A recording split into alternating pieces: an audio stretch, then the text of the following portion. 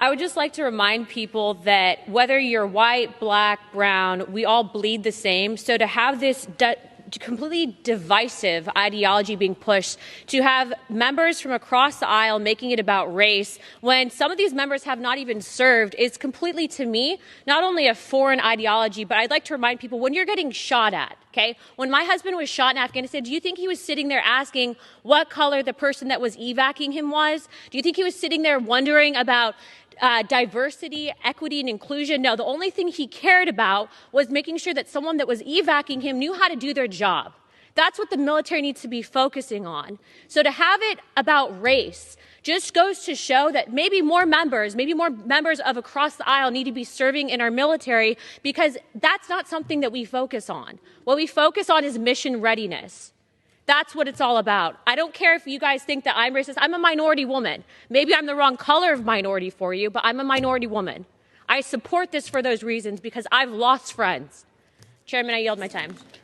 All right, guys. So we got to talk about some more fake outrage from the Democrats who are trying to make the military less white. Yes, that's exactly what they're trying to do, because they have a problem with the Republicans and a set of amendments that is being proposed to be put in the national defense bill that they pass every single year, in which Republicans are saying, look, we don't need diversity, equity, and inclusion in the military, okay? And they're 100% right, because the military is already diverse and inclusive enough, okay? If you actually look at the distribution, right, the number of people in the military by race, I mean, minorities, you could argue, are already overrepresented, right, in the military, okay? I mean, you don't need more diversity, equity, and inclusion in the military, okay? But again, what the Democrats want, what they're telling you when they say that they need more diversity, equity, and inclusion in the military, even though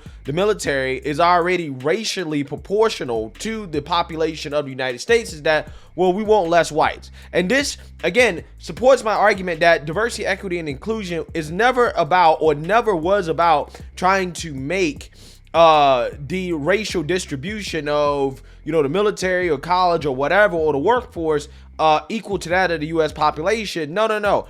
It's all about less white, okay? That's what it's about. When they say we want diversity, equity, and inclusion, they're basically saying we want less white people, okay? Democrats want less white people in the military, right? And they're trying their best to do that through roundabout ways, like, for example, trying to ban white nationalists in the military, okay? Again, I'm not sure why they aren't focused on the black nationalists, right? We're probably in the military as well, too. Only white nationalism is bad, okay, according to the Democrats. So that being said, that leads me to this story right here, okay? Again, the latest bit of fake outrage from the Democrats. They're upset at Republican Representative Eli Crane from Arizona, who, again, proposed an amendment to basically, end diversity, equity, and inclusion in the military. And Democrats got upset when, during his speech, he referred to black people, or so-called people of color, as colored people.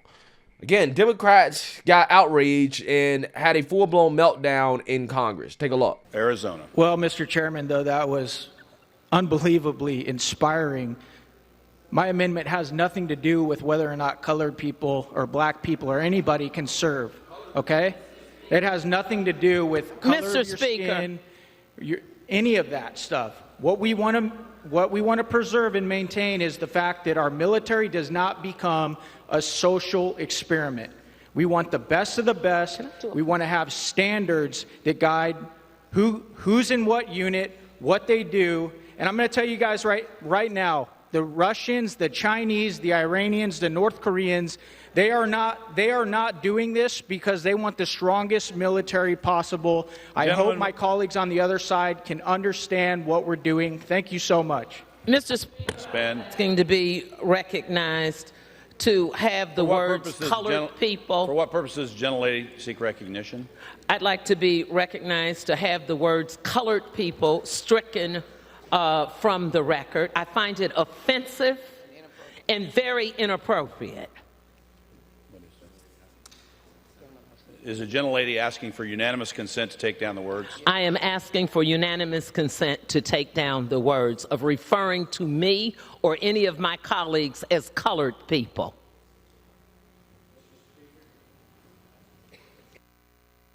For what purpose is the gentleman from Arizona? Can I amend my comments to people of color? The gentleman wishes to amend his comments. Is the gentleman asking consent? Mr. Speaker, to have the word stricken. I didn't ask for an amendment. Is there unanimous consent to have the word stricken? Without objection, so ordered. Yes, they didn't grow up in the South, Gene. When I did, said, well, you know, is that just what people say behind closed doors? I can tell you, maybe in the 1960s, but I haven't heard in polite society or in Sunday school class or behind closed doors in law firms or anywhere else, people using that term. I only bring that up to say that when he goes on the floor and talks about colored people or I mean, using that language, that's something. It's like that sports guy who talked about the Negro League. You know what? Those words are coming out because obviously they're using it in everyday life. I mean, people make mistakes all the time. That's just a mistake I haven't heard in 50 years in the South. Well, you know, of course, I guess I wouldn't hear it if it were being said. But, you know, welcome to the 2020s and in the MAGA Republican Party. I mean, apparently, because, yes, you're right. If that comes out on the House floor, then clearly this is the way that guy talks in private conversations. And this is the way that guy thinks, which is, you know, shocking, I guess, to hear it out loud. It sort of makes you understand and remember that even paranoids have enemies, right? And right. It's not paranoia to think that that there's this kind of frank, old style racism out there that continues even all these decades later. Yeah, so I want you guys to understand why we're having this conversation about the military so much and race, okay? Because, again, I talked about this a little bit when I talked about Tommy Tuberville's comments about how, you know, Democrats are trying to ban white nationalists from the military, a.k.a. Trump supporters, or, I mean, really, in my opinion, I think they're really trying to, you know, make sure less whites are in the military, really. I mean, I'm going to go ahead and extrapolate that to the extreme because that's what Democrats do to Republicans, so I'm going to do it back to them, right? I believe Democrats want less whites in the military. Probably true. I mean, that's probably not even an exaggeration. I genuinely believe that that's what they want, okay? But, the reason why we're having this conversation is because the military is having a recruiting crisis, okay? Basically, we're at a point in time where there are less Americans eligible to serve when you're talking about 17 to 24-year-olds than ever, okay? Only 23% of 17 through 23, 24-year-olds are eligible to serve, and only 9% are willing to consider serving in the military, right? We have a recruiting crisis, which in my opinion is not a surprise considering a few factors that mainly are the fault of liberals, progressives, and Democrats. One of which being that we have the fewest people possible eligible to serve because we have an obesity epidemic, okay? Our country is overweight. But again, you got Democrats and liberals and progressives pushing fat acceptance, right? We should accept people being super fat, overweight, obese, again, to the point where, again, the military is even struggling to recruit people because everybody is overweight in this country, right? Drug use, criminal history, again, that is keeping young people from being eligible to serve. And I think that people aren't willing to serve because we don't value patriotism anymore, right? They're trying to ban nationalists from the military, more specifically white nationalists. But again, they try to pretend like nationalism is a bad thing, right? I don't think that nationalism is a bad thing, okay? I think that the people that are likely to join the military are nationalists, right? Because they're probably more likely to want to fight for their country. So when you want to ban nationalists from the military, don't be surprised if your recruitment goes down, right? If people don't want to join, especially how you spend all your time telling us how terrible and racist and evil this country is, okay?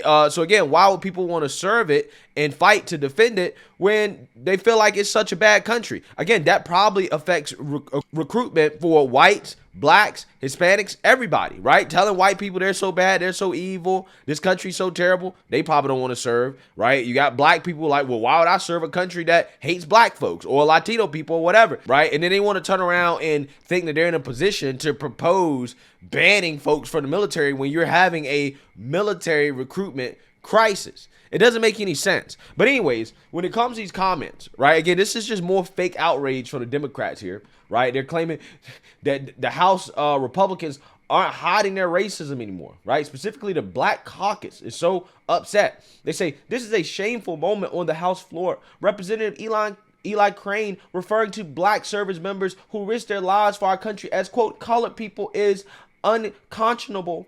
The GOP fights against diversity, equity, and inclusion training and prove every day why it's necessary. Congresswoman Jasmine Crockett says, Representative Eli Crane just referred to black service members as, quote, colored people. You can't make this up. This is who these people are and who they've always been. Jim McGovern says, wow, Republicans are just openly calling my colleagues colored people on the House floor now. They're bringing amendments to the floor to stop bases named after Confederate traitors from getting new names. The GOP is not even hiding the racism anymore. Yeah, so as you can see here again, it's Democrat after Democrat after Democrat going on Twitter and, you know, calling Republicans racist, okay, because this guy used that term. Now, here's the thing. As a black person, okay, or a so-called black person, right, what the hell is the difference between calling somebody a colored person and a person of color? I'm trying to figure that out. And don't give me no BS about what the history behind the term colored people. Because to me, I don't see a difference between calling somebody a person of color and a colored person. Democrats, liberals, leftists, progressives have all embraced the term people of color. Right? That's what you say, people of color. So I'm trying to figure out why you so mad and upset when this dude calls, minorities or so-called minorities colored people. Oh, because that was the term that was used back in the 50s, right? Or the 40s or whatever. When, again, you guys have basically revived the term. You've revived the idea of calling so-called minorities colored folks, right? Or referring to them as colored people in some way. Because when you say person of color, it's the same damn thing. And you don't get the outrage. So miss me with this nonsense, with this fake outrage about this Republican calling people the same thing that you call people on a daily basis. A term that, by the way, a lot of black folks don't like being called. They don't like being called people of color because you use that term to dilute black people. That's why, I'm sick and tired of it, man. I'm sick and tired of Democrats sitting on their high horse acting like they're the arbiters of language when it comes to how you're supposed to refer to so-called, I don't know what you want to call them, right? Because I think minorities, if you call so-called people of color minorities, and this is why I always say so-called, right? This is why I say it. I say it for a reason. Even the term minority, in my opinion, is offensive, right? Or you can interpret that in a way that is offensive. Why do I say that, right? Because the definition of a minority, or the definition of minority or minor, okay, that's the root word, means less than, right? So when you refer to a non-white person, okay, as a minority, you're basically telling them that they're less than a white person, right? That's the way I can interpret it. Now, other people might interpret it in certain ways. They may say, well, it just means that is less than, white people when it comes to, population or whatever, right? But I don't think that they're ever going to stop using that term, right? Even if/when white people become a minority in this country, I don't think they're all of a sudden going to be referring to white people as minorities, right? I think they're still going to refer to so-called people of color or non-white people as minorities because, in my opinion, they use that term minority to imply that, hey, black people or Hispanic people or whoever are less than white, right? I'm just saying. Again, I can interpret that in a way that's offensive. If I really want to play the fake outrage game, we can do that. Let's play the fake outrage game, okay? Anytime a Democrat refers to a non-white person as a so-called minority, then we should all get outraged by it, right? Let's boo-hoo, whine, and cry about it, okay? Because that's the exact same thing as this right here, right? That's what Democrats are doing. They're boo-hoo, whining, and crying because a Republican simply referred to non-white people using basically the same term that Democrats use to refer to non-white people. It's silly. It really is. I mean, we shouldn't be having this conversation in the first place, okay? We shouldn't be having a conversation in the first place about the military and the military needing to be more diverse, right? When the military is already diverse. Why do you need more? Okay? That's the problem. That's why you have a recruiting crisis. Because the military is going woke, right? If the military wasn't so woke and diverse and inclusive, then maybe, just maybe, they wouldn't have a recruiting problem. So, I mean, look, I don't know, man. This is... Again, I'm just pissed, right? It's stories like I just can't stand this, right? I can't stand this from the Democrats, okay? I really can't. But anyways, let me know what you guys think. Make sure you like, comment, and subscribe. Most importantly, share a Black conservative perspective. Peace.